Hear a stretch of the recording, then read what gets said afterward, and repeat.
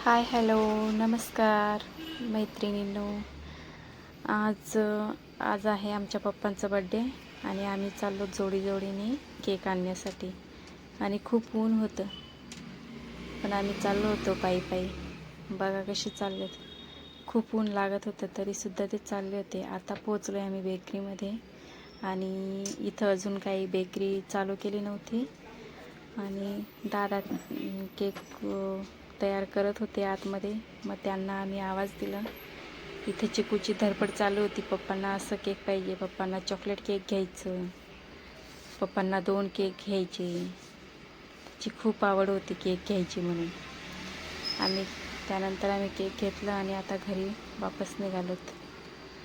खूप ऊन होतं, खूप म्हणजे खूपच ऊन होतं दुपारचं आणि चाललो होतो आम्ही रस्त्याने. त्यानंतर आम्ही आता पोचलो आहे घरी आणि चिकूने हातात केक घेतला आणि म्हणते मी सरप्राईज देणार पप्पांना, तुम्ही कुणीही बोलू नका आणि मी जाऊन पप्पांना सरप्राईज देणार. कारण की ते झोपलेले होते आणि त्यांना न सांगता आम्ही केक आणण्यासाठी गेलो होतो.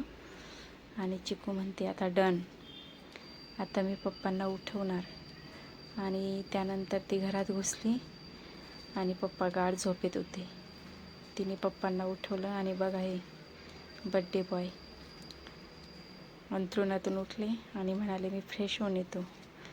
मग ते फ्रेश व्हायला गेले. तोपर्यंत आम्ही मजाच बघत होतो या केकची, काही आमच्या पोटात केव्हा जाणार.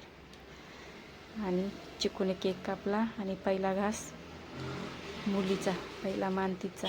त्यानंतर मग पप्पांना भावेशने केक भरवलं आणि भावेशने एवढं मोठं पीस घेतलं आणि बघा पप्पा कसे खाता. पप्पांना खाऊ घातल्यानंतर ती मला खाऊ घालायला आली. असं हा आमचा छोटासा बड्डे आम्ही असं छानपैकी सेलिब्रेट केला. थँक्यू मैत्रिणींनो, थँक्यू. खूप मजा आली आमच्या स्पेशल बड्डेची. थँक्यू.